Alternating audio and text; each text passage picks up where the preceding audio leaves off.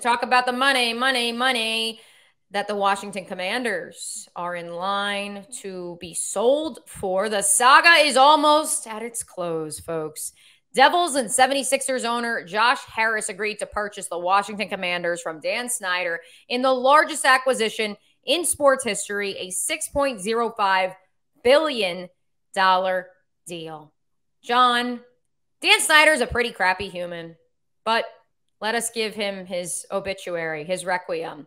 Does he go down as the worst owner in major American sports history? First off, I want to say this too. There was a report that came out this week that suggested that NFL owners were upset with the $6.05 billion deal. They wanted more, or they were upset? They wanted more. They thought that the franchise could have fetched more. And I'm saying to myself, what worth does this Washington franchise have? What equity does it have coming out of Dan Snyder? Not a whole lot. How many franchise cornerstones are on the stadium itself is, you're going to need a new stadium soon. In ruins. You might relocate. The Washington, D.C. market is great, but not that great. Right. And you're going to have to consider relocation as is with where they built the 97,000 seat stadium that doesn't draw anywhere close to that. The team itself, not a bad team, but no franchise cornerstones. Mired in mediocrity for most of our lifetime. Right. No franchise cornerstones that are going to be selling tickets anytime soon. So overstating that value are the owners, in my opinion. But as far as Snyder is concerned, I think it goes without saying, and I don't think it's recency bias to suggest this, that easily the most controversial owner of the last 25 plus years in American sports, one who did sustained damage within the foundation of his franchise, the image of his franchise. We're talking about a guy that adamantly refused to change the name of his franchise when there was objection as to it being a potential racial slur. And then when realizing that there was an opportunity to capitalize on that financially, said, okay, we'll do it. And then you throw in the endless rounds of investigative, what's the right term here, malpractice that has gone on within this franchise. There are very few people that come to mind in the ranks of major American sports that can even rank up here. I mean, George Steinbrenner went to prison essentially when he sold the team more or less for the Yankees because of the issues that he had with the legal system. But I don't know, Mia. To me, this is just a cavalcade of missteps. Honestly, for me, I have a couple other names that I would put up there with Dan Snyder. I know who's coming here. Okay. I know. Oh, go for it. I know you're going to say Jim Irsay. No, in the Colts ownership. Never. No.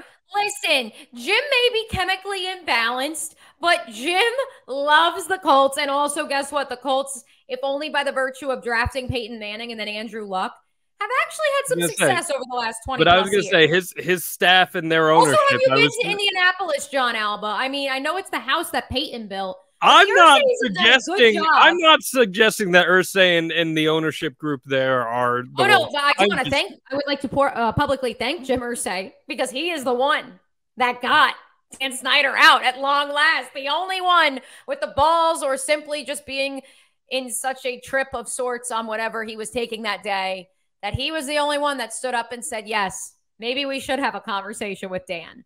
No, the names I was going to bring up, John, Jerry Richardson, formerly of the Carolina Panthers, before David Tepper bought the team. And then notoriously, Donald Sterling with the Los Angeles Clippers. Yeah. And that's where, for me, obviously knowing those two scandals that led to those two gentlemen having to sell their franchises were awful as well.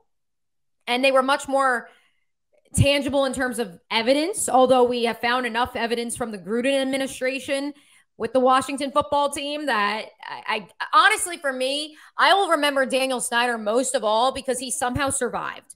I don't know how, because he had blip after blip, scandal after scandal, but it was just a blip on the radar. And maybe it's because we came to expect it, but we never had this big coming to Jesus moment of, my God, we got to get rid of this guy. If anything, that watershed moment only came because of Jim Irsay and his big fat mouth. And you know what? If that's what it took, it's fascinating that, I mean, Jerry Richardson owned another National Football League franchise that, mind you, had been to a Super Bowl this century. And yet, bloop, scandal. Who would have thought that rich white guys would be the downfall of so many prolific teams and franchises, huh?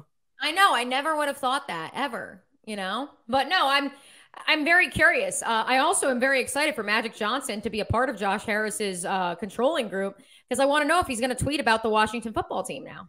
Let's also talk about how Josh Harris now owns 3 professional sports franchises on the Eastern Seaboard. Pretty prominent. In 3 different markets.